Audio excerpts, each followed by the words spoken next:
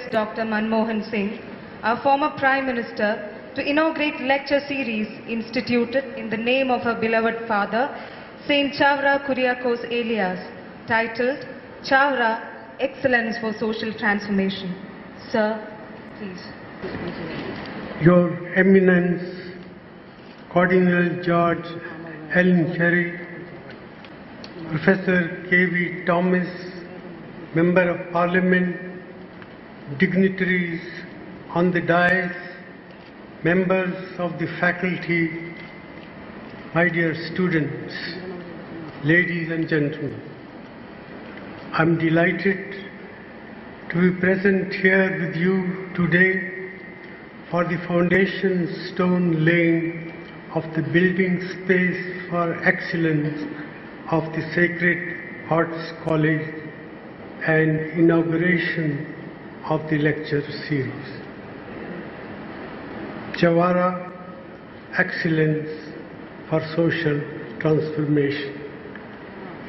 First, I take this opportunity to congratulate the people of Kerala and particularly members of the Catholic community on the formal elevation of Kuriakose alias Chavara to sainthood by the Catholic Church. As I understand, Saint Chavara was a pioneering spiritual and social reformer who contributed to great changes in several areas of the spiritual and social life of the people of this state. The manifestation of human creativity or charisma can be seen in all aspects of our life: science, technology, art, literature, culture, spirituality, and so on. Our saints and acharyas have been channels of spiritual energy into our lives. They transform not only our spiritual life but other aspects of living as well. Saint Kuriakose alias Chavara, who lived in Kerala in the 19th century, was one among these blessed personalities. He was a visionary spiritual leader and social transformer of lasting influence in this part of our country.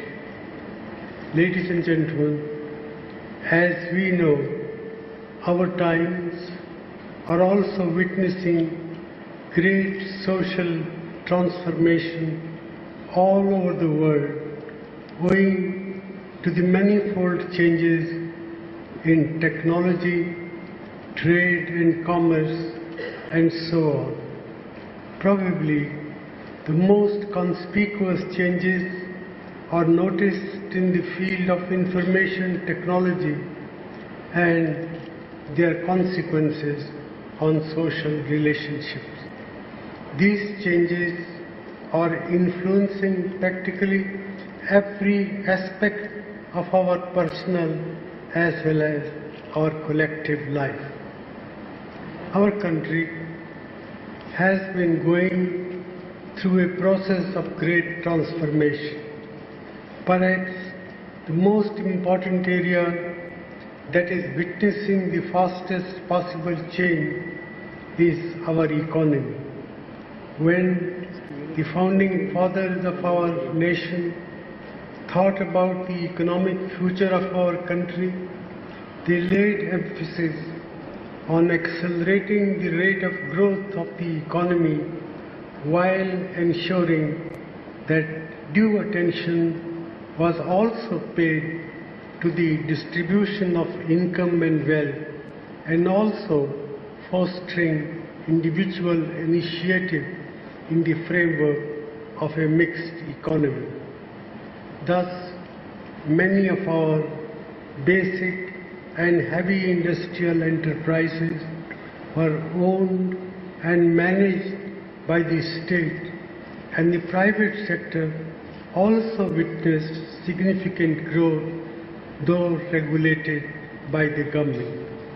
That laid a strong foundation for quite a widely distributed growth of our country in the initial years after independence. The modern movement of globalization and liberalized economic enterprises gains momentum at a time when our country could join the process with enough self-confidence due to the considerable infrastructure we had already built. With the liberalized policy framework which government have been pursuing in the recent past, beginning with the reforms of 1991, our country is well on its way to faster development and is well poised to become a major economic power in the world. Our country has undergone wide-ranging and deep social transformation, but we have still a long distance to travel. India was the first country to gain independence from colonial rule in the post-World War II period. The country undertook important institutional changes, laying the foundations of an egalitarian society. The stratification and the consequent socio-cultural discriminations of several kinds, particularly of caste and gender, that once existed in our society have been legally removed forever. We are now all equal before law, irrespective of religion, caste or gender. But we realize that our minds also need to be transformed so that our attitudes that had been conditioned by centuries of behavior patterns become progressive, in tune with the modern values of life which have been enshrined in our magnificent Constitution. For achieving this transformation effectively and lastly, universal education that inculcates modern values and attitudes is the key. Education alone can provide the scientific temper and the inner strength to overcome the shackles of custom and practices rooted in superstition and archaic attitude. I know that Kerala has achieved 100% literacy, and the people in this state have easy access to education, not merely at the basic or school level, but even at higher level. The people in this state are an inspiration and a model for the rest of the nation in this regard. Ladies and gentlemen,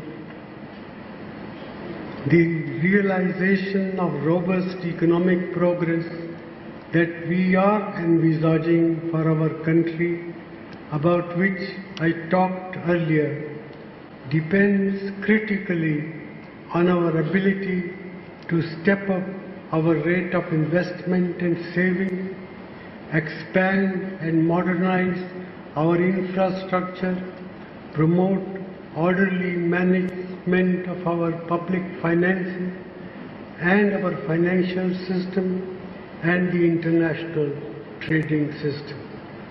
However, no less important is the role of higher education, both general and technical, for the development of knowledge and skill-oriented manpower capable of fulfilling the requirements of various development sectors of our economy.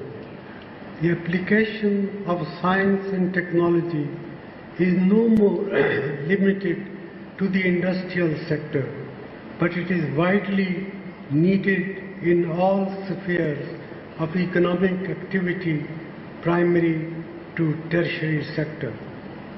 Despite significant improvements in our educational system, it has not been able to achieve the same rapid pace of change as is required by the needs of our national economy. As a consequence, shortages in supply of skilled laborers have emerged in several sectors. With 62% of India's population in the working age group, the demand for educational opportunities will increase in the next 3 decades. This feature, combined with the growing services sector within our country, would require highly qualified human resource on a large scale. Needless to stress, the quality of higher education, which is crucial, leaves much to be desired. Today, India is fast catching up with the knowledge sectors of several top countries of the world. The world's biggest multinational companies are not only opening their backroom offices, but also their research and development center in India. This trend is apparent not just in software development, but in other sectors as well, such as the financial sector, medical sector, biotechnology, and others. World-famous companies have set up research and development facilities in India, or have tied up with Indian companies or academic or research institutions. As India grows into a knowledge-providing superpower, a host of facilities will need to be provided in terms of ensuring a steady supply of quality knowledge workers with the requisite qualification and world-class infrastructure. It is important that we do not allow the present advantage to slip away. Our unique selling point is the pool of skilled manpower, which we need to nurture consistently in order to maintain our competitive edge. We have heard that Bangalore has come up as a rival to Silicon Valley, but we need to develop many Bangalores in location which are dispersed and affordable.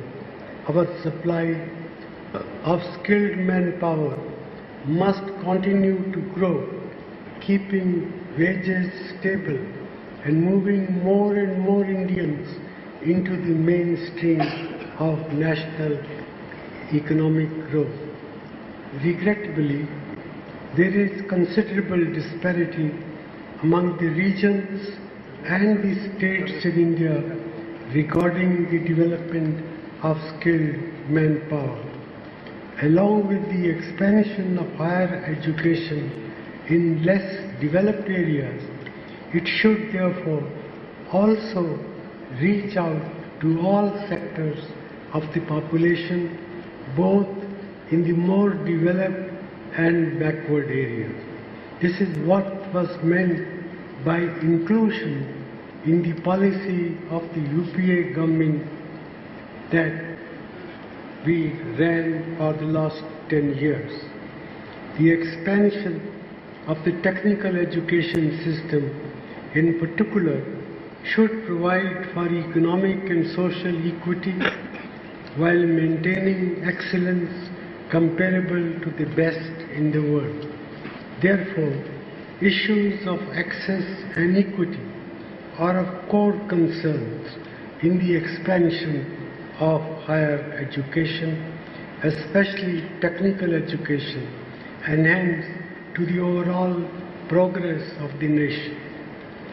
In the past, the growth of higher education system has not always kept pace with the requirements of economic and social development of our country. However, in recent years, considerable attention has been given to reforming the system in a manner that it can play a pivotal role in the development of our nation. More and more emphasis is being given to this kind of application at the regional level. Hence, courses and researches in science and technical subjects are being designed to provide contextualized knowledge and application for overall transformation. On account of this concern, higher education system is gradually giving priority and importance to introduction of innovative courses. A disconcerting aspect of our education system is the mismatch between supply and demand of skilled power. Already, a large proportion of India's 400,000 annual technology graduates and our 2.5 million general college graduates are unable to find work. Paradoxically, this is not due to the lack of jobs, but according to the National Association of Software and Service Companies, that is NASSCOM, it is because of lack of requisite skills. Way back in 2005, the Government of India appointed a team of academics, planners and business executives to serve on the National Knowledge Commission with a mandate to redesign India's education infrastructure. The report of the National Knowledge Commission has focused on expansion, excellence and inclusion as the three most critical areas and advocated not only expanding the state university system but also diversifying sources of financing to include private participation, philanthropic contribution and industry links. Frequent curriculum revisions, moving away from the present system of standardized university-wise exams in favor of external assessments of students and setting up an independent regulatory authority have been recommended by the National Knowledge Commission. The granting of autonomy to colleges and the establishment of private universities have been steps in the direction of deregulating the education system and updating it. However, there is still a lot of unfinished work to modernize our educational system. While looking at and evaluating the great strides we have made in the last 10 years in education and social transformation in perspective, we must appreciate the many contributions of great social reformers like Saint Chavara. I understand that the Carmelites of Mary Immaculate, which is a large religious order with about 3,000 members, including 1,800 priests, is engaged in various kinds of spiritual and social services, not only in India, but also in several other countries. I am very happy to learn that this Sacred Heart College is the first institution of higher education established by the CMI in 1944, and it has attained the status of an autonomous college this year.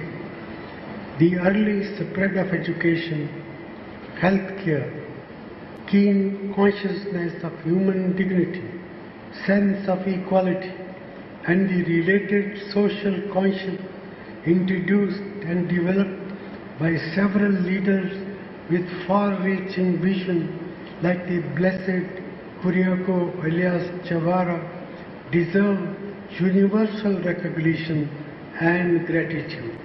Ladies and gentlemen, let me hope, brothers and sisters, the spiritual, socio-cultural and political leadership of Kerala will rise to the occasion to protect, preserve and enhance this unique legacy. Thank you and Jai Hind. Thank you, sir.